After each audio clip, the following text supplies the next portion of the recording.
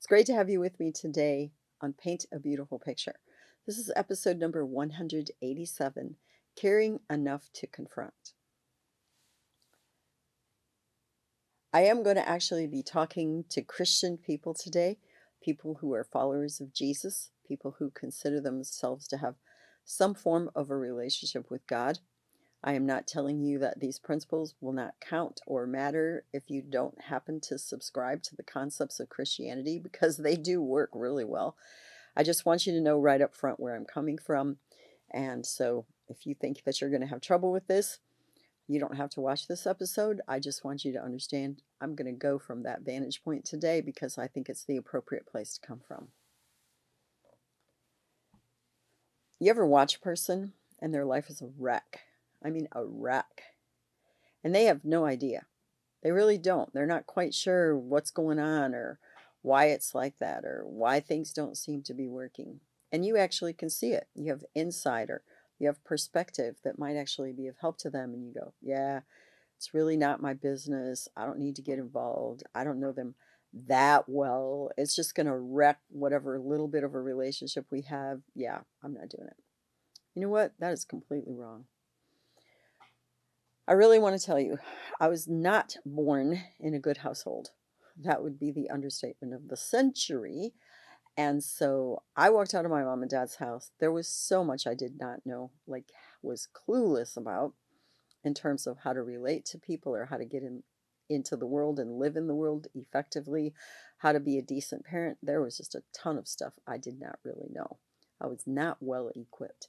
And it took me quite some time to learn some of the skills that I have now. I admit that to you. I think there were people along the way that knew or could have helped me. And honestly, I can tell you this, I was a very strong person, a very strong personality. And I could say to you that I don't know of anybody who intervened, who stepped into my life and spoke truth to me, or who gave me perspective that might have been useful. I can really say that to you.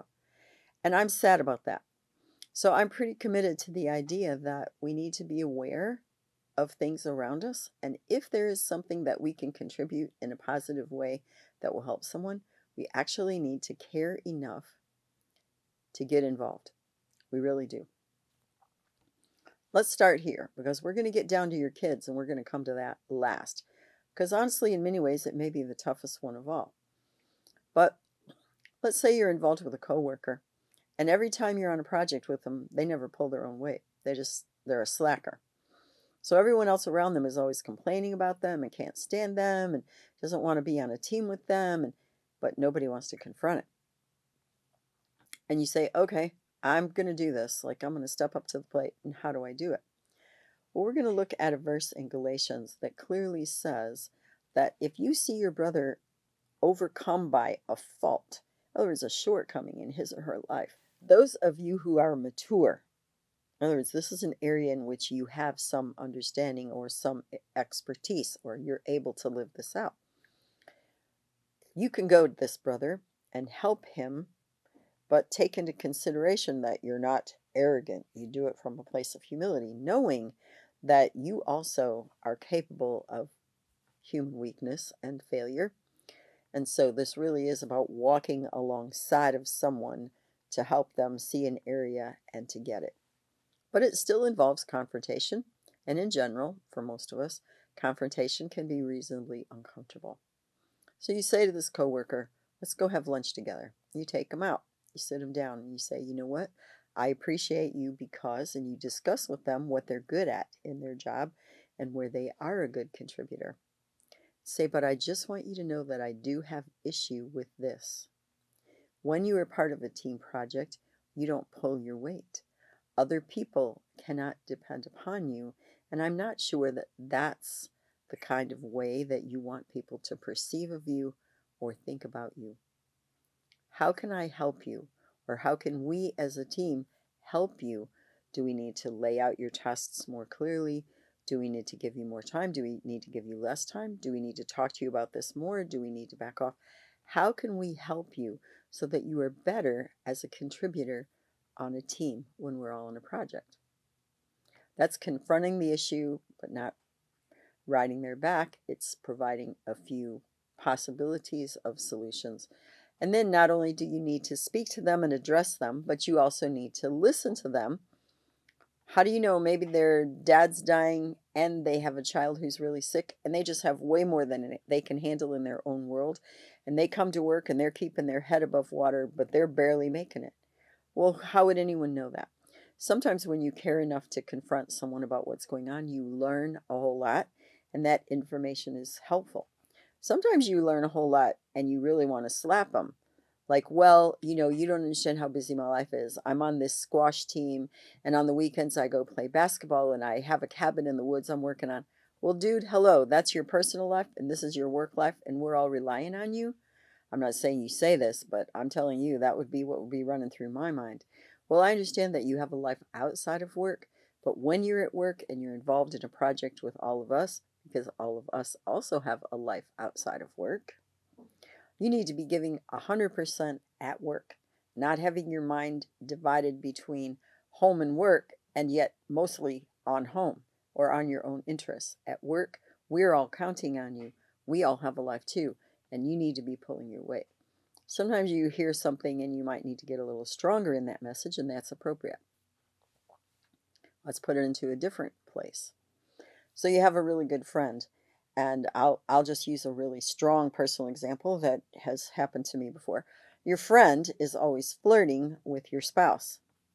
And of course, it's not appropriate, and you don't appreciate it. And you need to address this. So you sit your friend down and you say, "Do you know what? I know you're kind of flirtatious in general. That's kind of your personality, and I know that about you. You're a very vivacious, energetic person. That's one of the things I like about you. And yet, you keep on flirting and playing around with and touching my husband, not maybe inappropriately, but it is inappropriate because it's far too often and it's far too friendly. You need to cut that out. You cannot keep on flirting with my husband like that. I don't appreciate it. It is not okay. If you cannot stop it or you will not stop it, we will not continue to be friends. I will not include you in my life at the same level. You describe to them what they're doing, why it's inappropriate, what they need to do to change it, and what the consequences are if they won't. That's very appropriate. There's nothing wrong with you addressing something that's a big, big issue between you as friends. Say you're involved in a Sunday school class or a Bible study group or even a community organization of some kind, and someone in there steals, because I hate to say it, but I've seen it before. So various things keep showing up missing, and you actually know who that was. And I will say to you that when I was a young woman, there was a couple that were good friends with my mom and dad. I'll just use their first names. Their names were Norm and Jerry. And they had 3 daughters, and their daughter had received a promise ring, not an engagement ring, but a promise ring from her boyfriend. A group of teenagers had gone to their house for a party, and about a week later, this girl that I knew, I don't know that I'd say she was my friend, but we knew each other. She said, "Look at this ring I got." And I knew exactly whose ring that was and where that ring came from. I never did anything about it because I was about 14 years old and I didn't know what to do. I would tell you now as an adult, I would handle that situation extremely differently because obviously now, 52 years later, it still bothers me that I didn't take care of that. So here's what I would say. You say to this person, "I really need to speak to you. Let's go to lunch. Let's have a cup of coffee." And you say to them, "I really appreciate your contributions. You always have great things to say. You're really helpful with the group. You're awesome at helping set up or take down whatever they're doing. But I have to say something to you. I am aware of a problem that you have. Do you have anything you would like to say to me? Are you aware of this problem?" Now, they might get defensive or upset or whatever, but if they're really at a point where they might be willing to deal with it or kind of relieved that someone finally knows, they might say, "Yeah, I have this really bad habit of taking things that aren't actually mine." If they're not willing, you can literally say to them, "I know, I have seen you with my own eyes take things that were not yours, and later I saw you with them in your possession. I just want you to understand that's stealing. It is not appropriate to take something which does not belong to you. Someone else is going to feel the loss of it. They paid for it. It is, in fact, theirs. And I want you to know that I'm praying for you. I am noticing, but the next time I see something that you took, I'm planning on calling you on it. I'm going to say, you took this. I happen to know that it was this person's, and you need to return it. I really would have done that if I had been older and known what I know now, but I didn't have the courage to do it then. I'm not saying to you that this is easy, but it is really important. All right, let's talk about a little more nebulous thing. So you have a good friend and they have a really bad temper. So they slap their kids, or they're frequently angry and yelling and screaming and talking to their kids in a really mean, horrible way.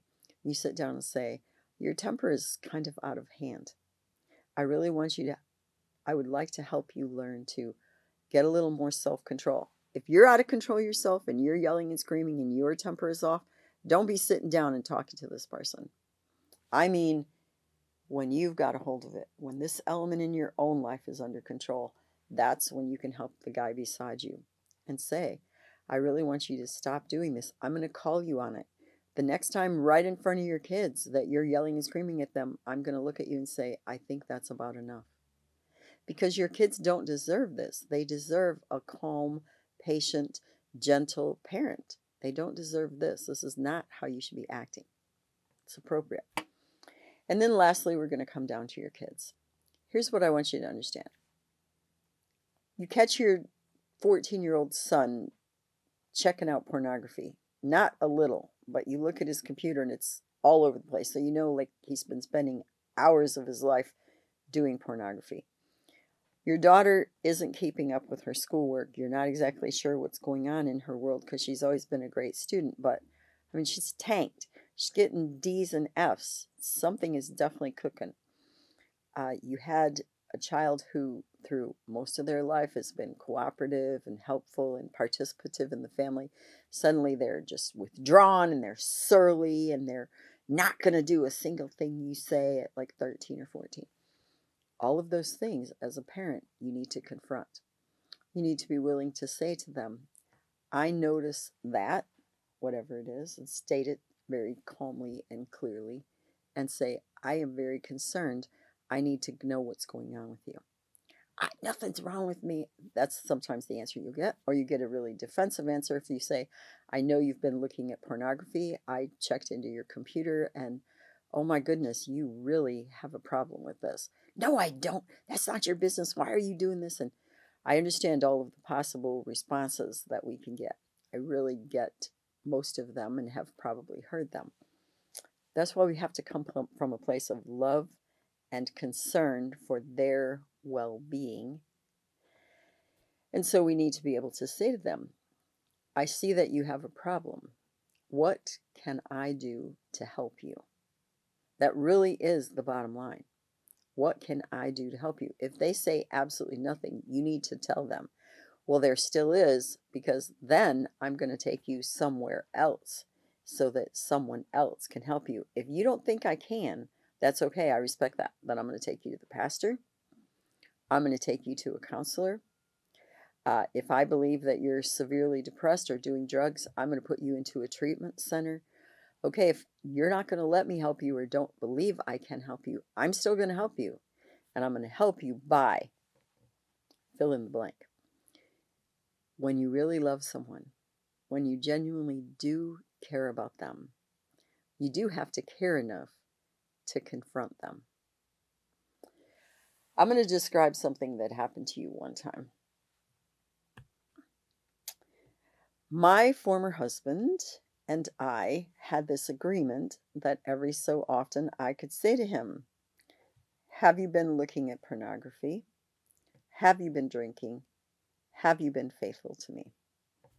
I hadn't asked him those questions in probably 6 months. We were not in a good part of our marriage. And this one day, and I don't know why I did it then, we were getting ready to go somewhere, to a dinner actually, with a lot of people. I just stopped on the stairs.